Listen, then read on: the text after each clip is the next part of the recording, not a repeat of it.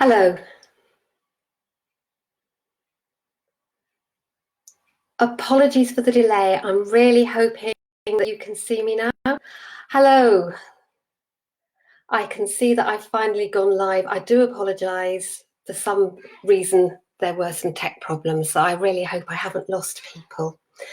So to introduce myself, I'm Diane Aronson. I'm a counsellor and I work with people with long-term conditions. And a lot of my work at the moment is with people who actually have brain injury. But my background with AS, some of you will know, is that I live and work in Bath. And I used to work at the little hospital in Bath that was called the Mineral Water Hospital. And that hospital was the home of the 2-week residential course for people with AS. So very welcome to you for joining Facebook Live. I was a little put out by the problems at the beginning, so I'm just going to take a few moments to collect myself. I hope you're all well out there during this strange time of COVID-19. I don't know how many people are watching, who's there, or whether any of you know me from before, and you'll all be in different circumstances. Those of you who are working means you're key workers, so well done, but many of you will be at home all the time at the moment. So just to tell you what I'm going to do, I'm going to talk to you generally about what emotional well-being is. It's important for all of us, but especially for people with long-term conditions such as AS, and especially during this COVID-19 time. I know that Sophie did a really lovely mindfulness session yesterday, which I'm hoping some of you will have gone to, and I'm going to follow that on by doing a little 3-minute experiential exercise later on in this session. And I'm going to talk about the general emotional impact on AS, things that you can do for yourselves and things during this COVID-19 time. So what do we mean by emotional well-being? And that is, well, it's about being well in yourself.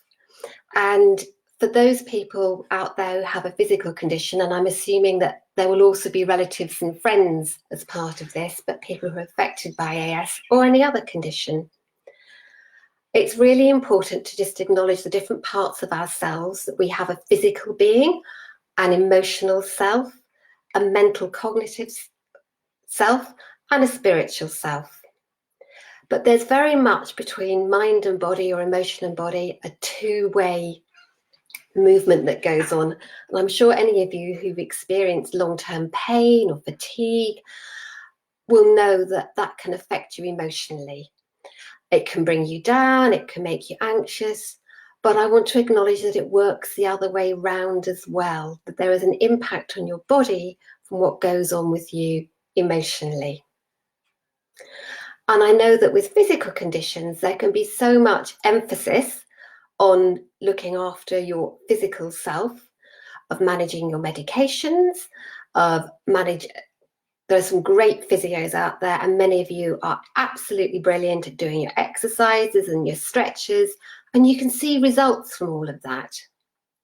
But maybe you can't see the results so well from what goes on with you emotionally. And I know it can be really difficult to commit to emotional well-being. Self-care, when I've talked with people, can bring about a sense of guilt or thinking that you're being lazy. So when I worked at the Mineral Water Hospital, I used to input into the residential course. So I'd run 1 or 2 groups for every course and see people individually for counselling.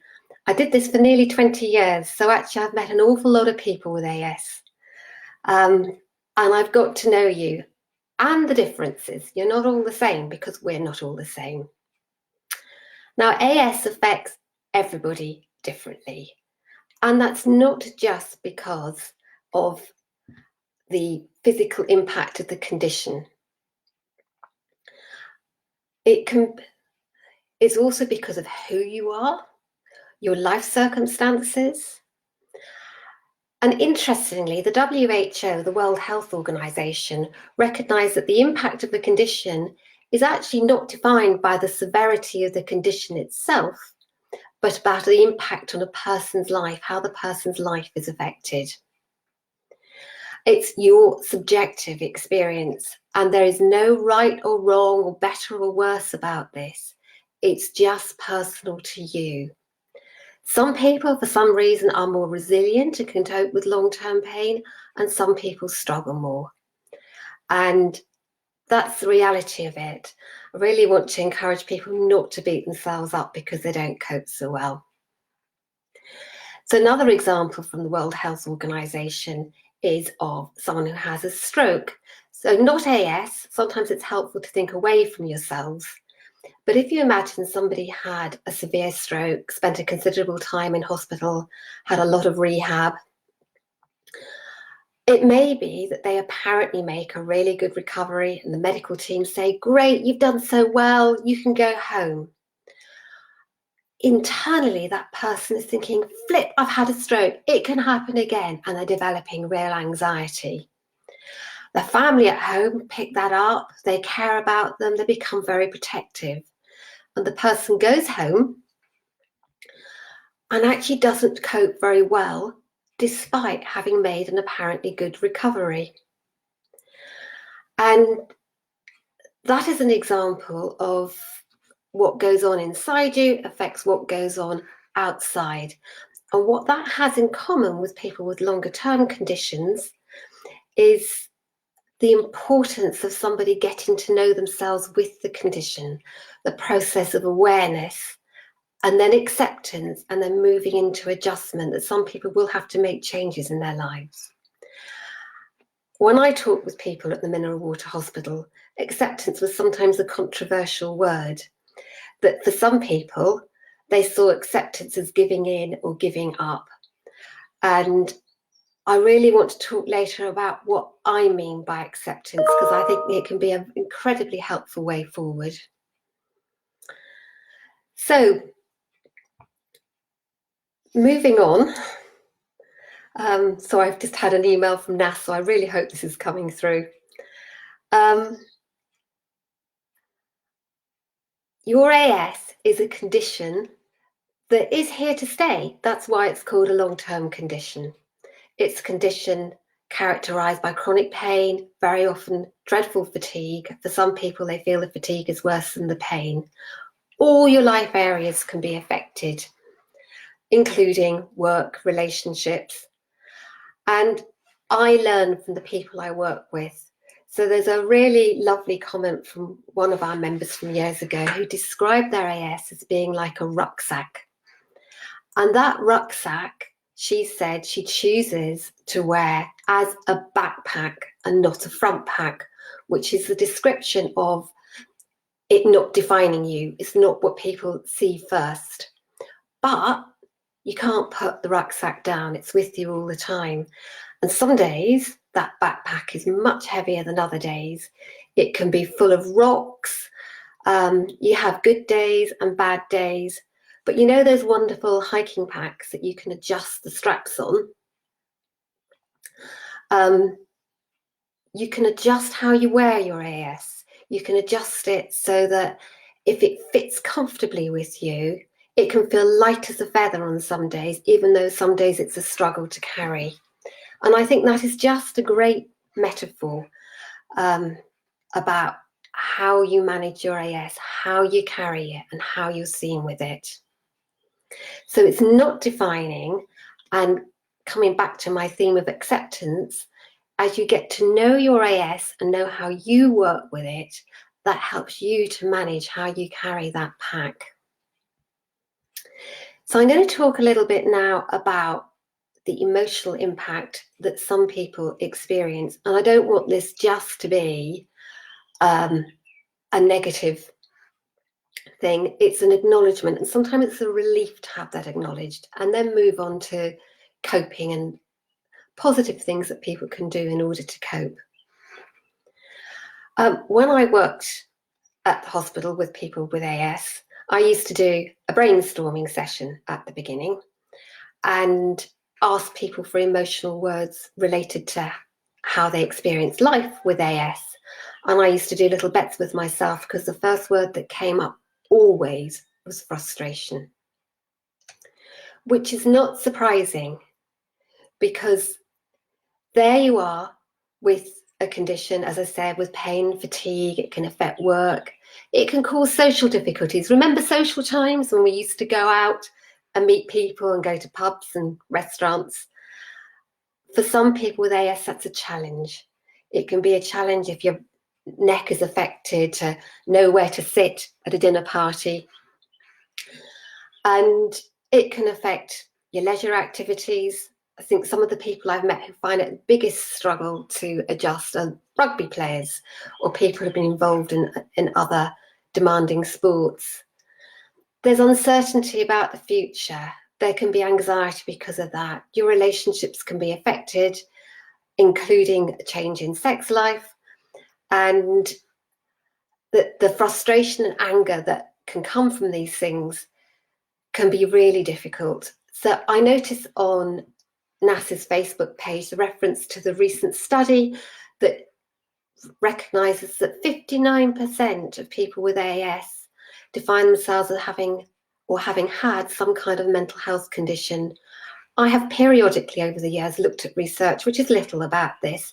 Previously I'd read it was 33 to 40%, but whatever, it's a significant number, significantly higher than the general population, and actually significantly higher than inflammatory conditions in general, because there had been a question as to whether the inflammation itself causes depression and anxiety. So I don't want to bring you down with that. That's just a recognition.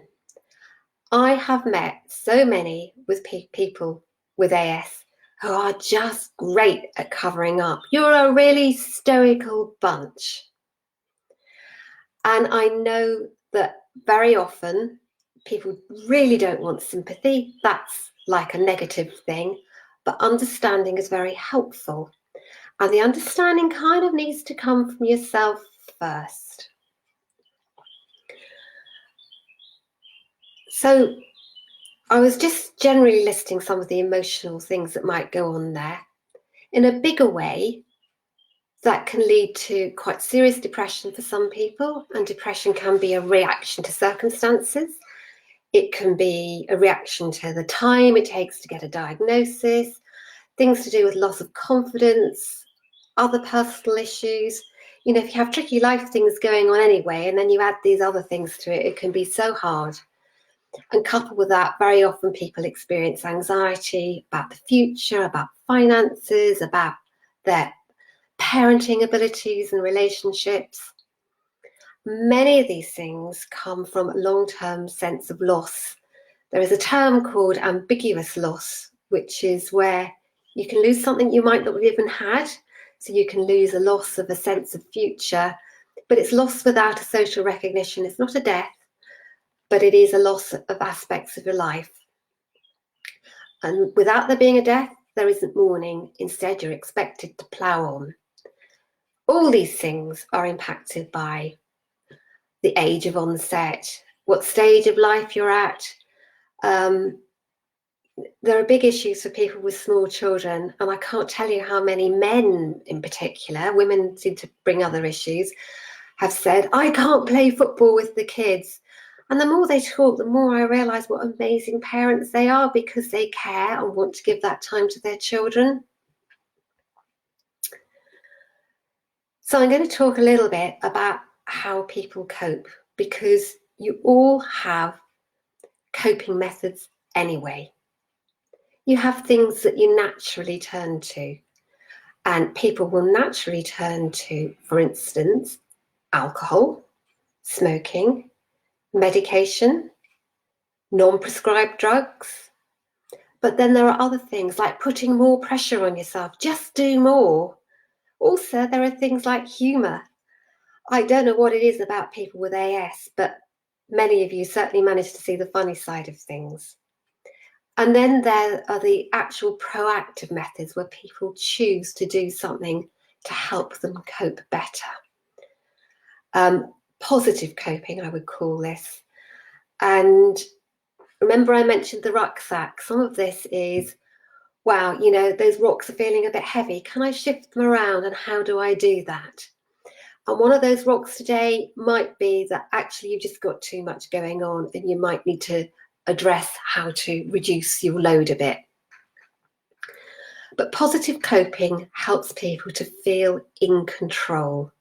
It's self-management, which is the ability to manage your symptoms, the ability to manage your treatment, to manage yourselves physically, and looking at your lifestyle, psychosocial changes.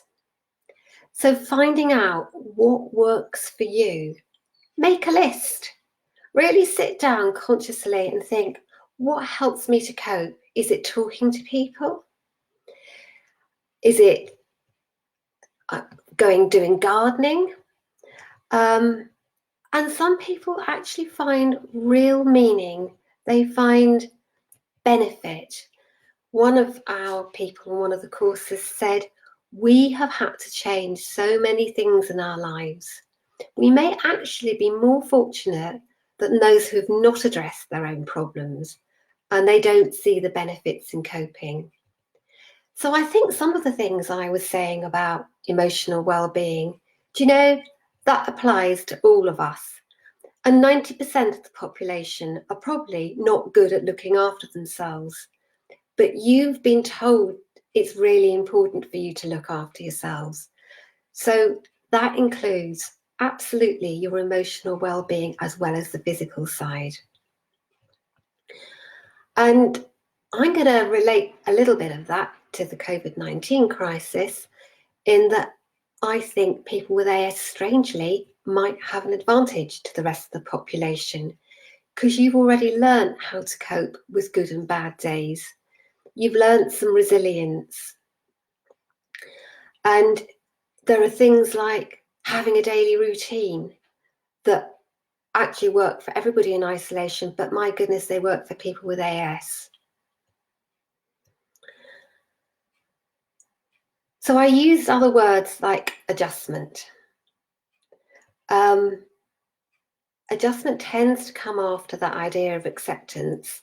And adjustment comes from long-term acceptance, from learning about the condition, learning about yourself, and seeing the whole process as a journey, acknowledging the losses that might be. Those losses I was talking about, it's the same thing as grief, that incredibly people actually do get on with life after grief. They don't forget, but they find another way of being quite often. And NASS is there to help you with that. Some people really do benefit from counselling at these times. And stress management is absolutely essential in this, which is where Sophie's mindfulness comes back in. So when people adjust to a long-term condition or difficult circumstances in life, they have certain instincts.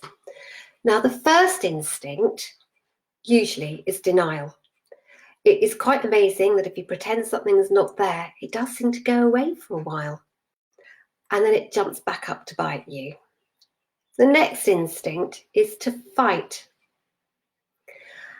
I'm not a great believer in all that language that goes on in some health circles about fighting. I know people with cancer diagnoses have said that they find the whole battle mentality difficult. And the reason I'm not keen on that fighting language is I think it leads to a vicious circle of pain and stress. If we're encouraged to fight, what we set up in our body is a response to a sense of threat. That sense of threat will trigger your stress response hormones of adrenaline and cortisol for fight or flight, to look after yourself. It's purely self-protective.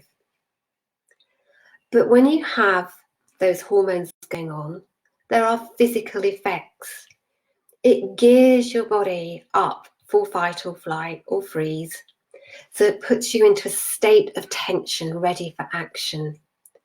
And I certainly have met plenty of people with AS who can relate times of flare-up to times when they've had stress. I'm not going to say all flare-ups are caused by stress because they can just come on out of the blue, but some are. What causes stress? I mean, stress can be external or internal. We all have stressful times in our lives, and some would call the COVID crisis a stressful time. But we can have internal stress as well. That internal stress are the thoughts that go on in our head, the pressure we put on ourselves. And amazingly, the stuff from your own brain will trigger the same hormonal reactions for fight and flight as the stuff that goes on outside. But if you're proactive, what I mean by proactive is doing stuff ahead of time, you can put in stress reduction. Somebody called mindfulness stress inoculation. So it prepares you for stress. You're better able to reduce the impact of it when it happens. And stress reduction includes meditation, relaxation, mindfulness. Some people are really not keen on that. They don't like the words. There are other ways of doing it. Sometimes it works better physically. Some of the best people that I've met who cope really well with their AS are gardeners and dog walkers, but also you can do yoga or Tai Chi. Tai Chi is seen as a moving meditation. One way of thinking about that idea of not getting into battle mode is feeling that the AS may feel like a monster inside you. It lives with you. It's a monster that's part of you. And if you ignore that monster, denial, it's going to damn well grow and let you know it's there. If you fight it too strongly, it's going to damn well fight back. The aim is to get to know the monster, to work with it. So you're side by side. You tame it rather than fight it. You're working with it rather than against it. You go forward positively. I've been looking up for this some things about COVID, and I just think it's the same as all of this. It's the same as managing your well-being and managing difficult times. And when we're facing a crisis of any sort, fear and anxiety are inevitable. They're just normal, natural responses to challenging situations. It's so easy to worry and ruminate about things that are out of our control. Even your feelings may not feel under your control. But you do have some things that are in control. What you have is your own behaviour. What I said about having a routine, recognising that you have good and bad days. All of that can make such a difference. And as I said earlier, AS people actually do have an advantage. Routine is everything. But I'm going to introduce a way now of giving yourself a little bit of a break, taking care of yourselves. I mentioned at the beginning that I was going to try and do something a little bit experiential part of the way through. So if you can be with me, do give this a try. And I don't know if Sophie covered this yesterday. It's called a 3-minute breathing space. So this is something you can just do as part of your everyday life, but can also do it when you notice that you're feeling stressed and in crisis. So with me now, I'd like you to just get yourself comfortable wherever you're sitting, and I assume you're sitting. If you're in a chair, if you can, just put both feet on the ground, but there may be some people curled up or cross-legged or however you are. The aim is to feel solid and grounded where you are. Yeah, if you're sitting upright, there's something about those 2 feet on the floor that can make you feel really solid. And this is really largely an exercise in observation. I'm not going to ask you to change anything.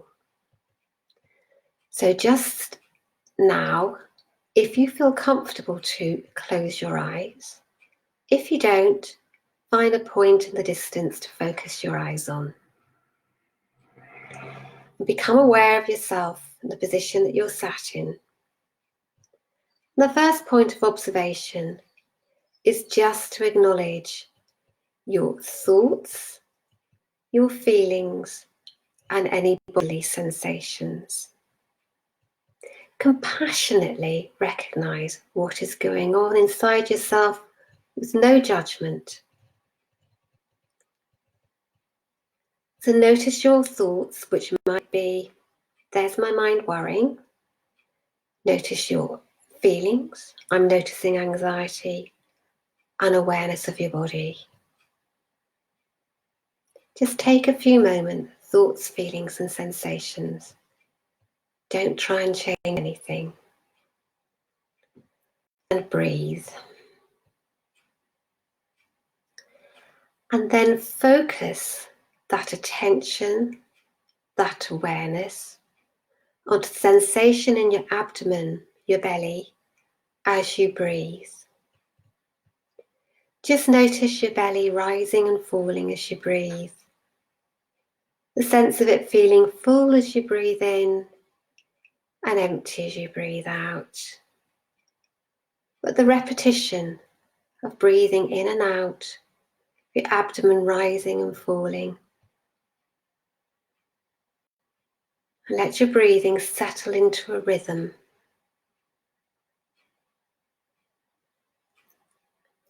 And if your mind wanders, which it will, you just notice it and gently escort it back to that focus on your abdomen, like shining a light on one place, your belly rising and falling.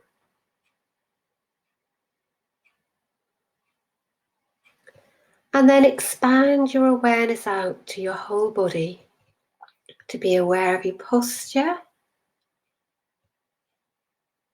your facial expression, the feeling on the outside of your skin, as well as any feelings inside your body, just as they are. Be fully aware of your body, areas of tension, and your breath.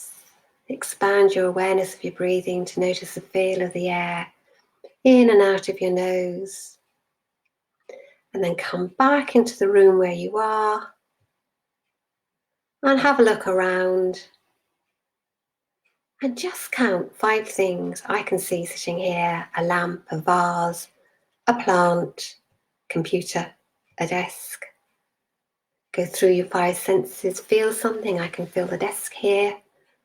Listen to the sounds, be aware of any smells, tastes in the air. So that's the end of the 3-minute breathing space, which you can attach to something called ACE. And ACE is acknowledge, which are your thoughts, feelings, sensation. C is come back into your body. And E is engage in what you're doing, which is checking out the room around you. At any time of crisis or anxiety, you can use ACE. Acknowledge, come back into your body, engage in what you're doing.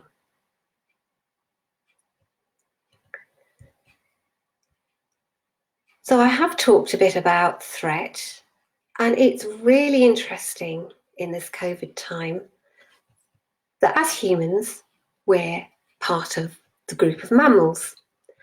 And what mammals do when they're under threat is gather together. And the human reaction to threat is normally to gather with their own kind. And we have a really strange thing going on at the moment, that we are very strongly told that there's a threat out there.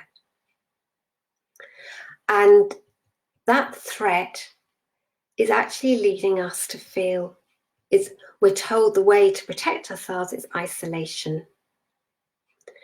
So we have a kind of thing going on against our natural instincts. And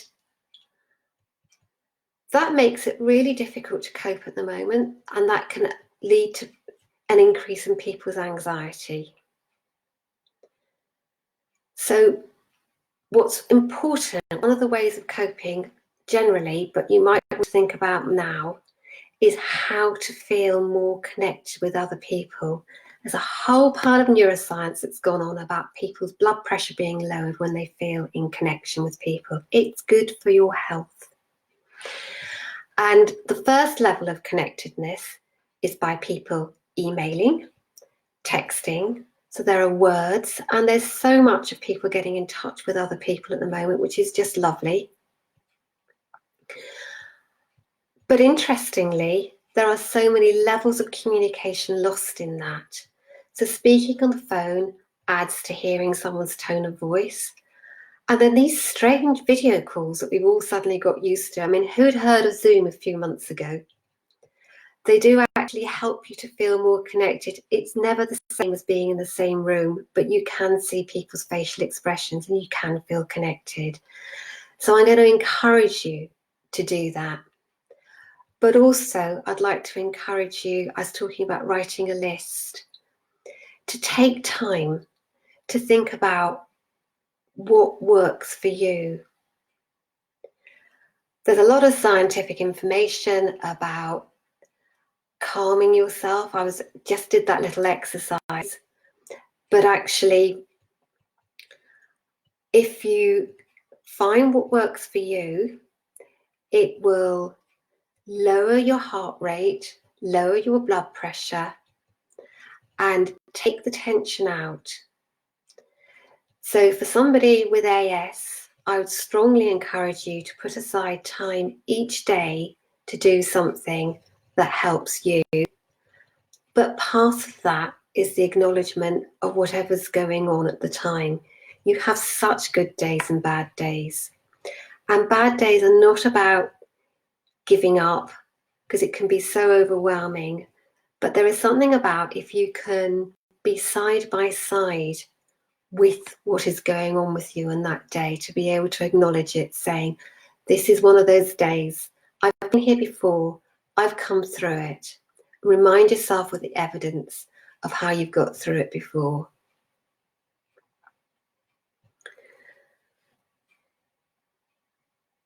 I've been reading offerings from people to cope, and one of the things I found was from the Zen master, Thich Nhat Hanh, and he's got some tips for staying sane in challenging times.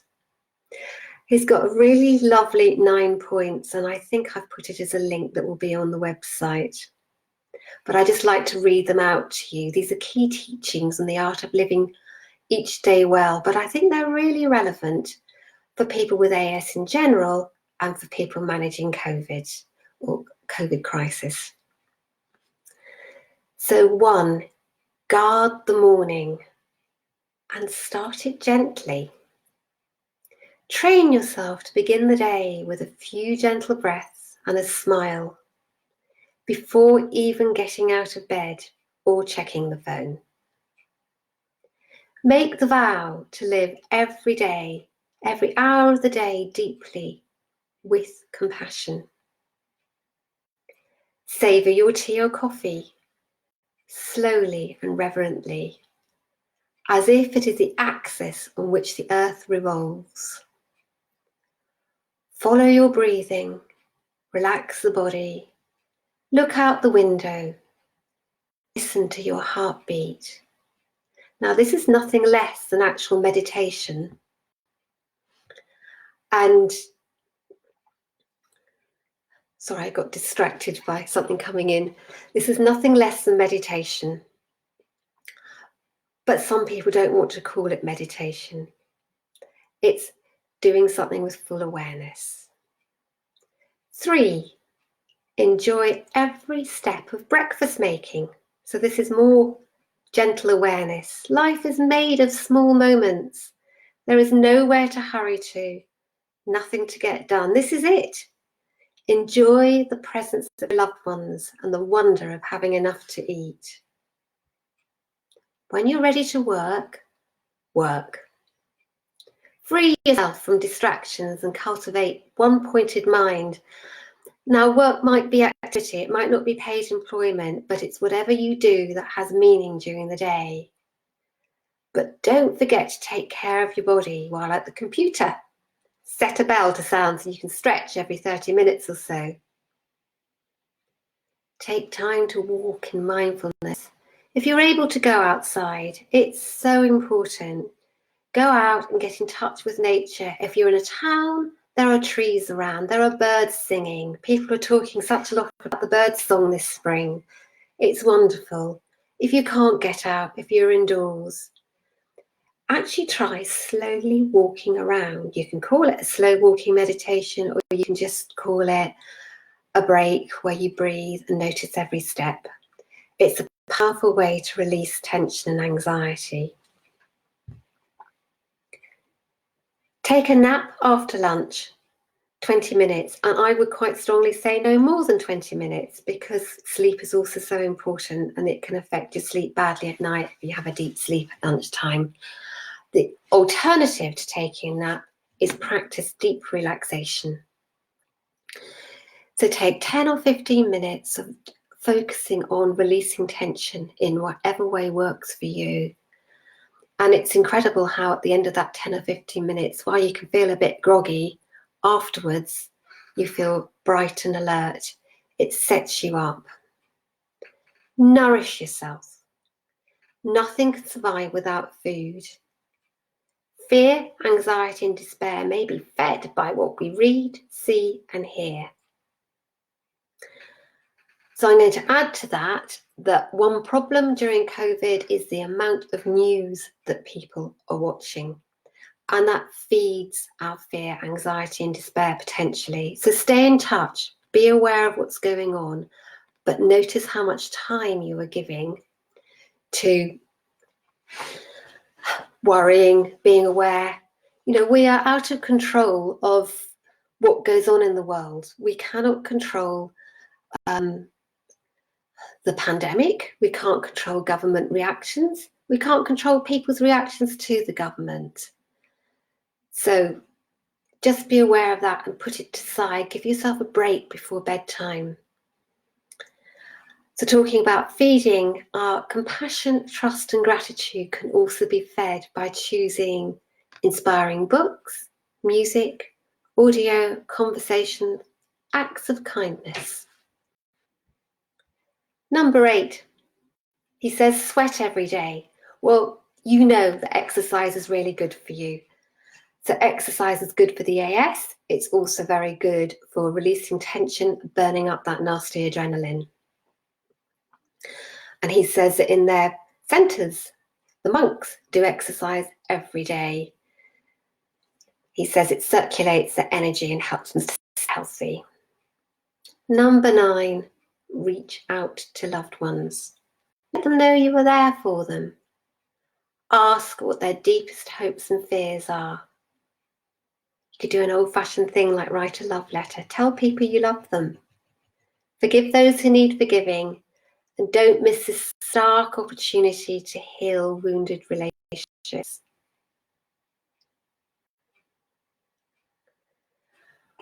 I was talking about compassion in there, and I get a little bit sidetracked by neuroscience these days, and there have been some incredible studies finding with monks and with other people that when they focus on compassionate thoughts to both themselves or compassion to other people, again, blood pressure is lowered. And I'm talking about connectedness at a time that we're not feeling very connected. There was a beautiful study where people were asked to self-refer for the study if they felt that their relationship was a really strong, positive relationship. So couples went into the study. And one person was put under a functional MRI scanner, which scanned the pain areas in the brain. So the very real measured experience of pain for a person. And they were administered a pain, which was a small electric shock, 3 times. One on their own, one holding the hands of a stranger, a member of staff, and one holding the hands of their partner. And the physically measured experience of pain was dramatically less, well, it was less holding the hands of a stranger and dramatically less holding the hands of a partner. So it shows very many things, but pain is a subjective experience and it's real. You can feel, because there's pain receptors lighting up under the functional MRI scanner, real. It gets lessened by being in contact with people. And that contact can be physical contact or emotional contact. So in this time of COVID, you need to pay extra attention to looking after yourself, but I would say you do anyway. And I've been talking for about 40 minutes now, and I've had a couple of things come in, a lovely one from Ana Jesus from Portugal and from Anne Burns. Hi to both of you.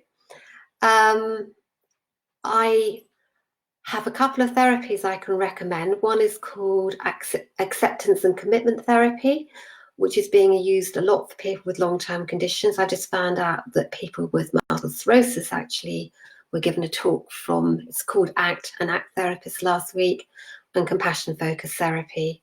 It would be great to hear back from any of you as to whether you would want to hear some more about this. I can talk about ACT next week if people want me to, but do let NASS know. Meantime, I think that's all I need to say talking on my own. I hope this has been useful, and thank you very much for listening and attending. I'll say goodbye for now.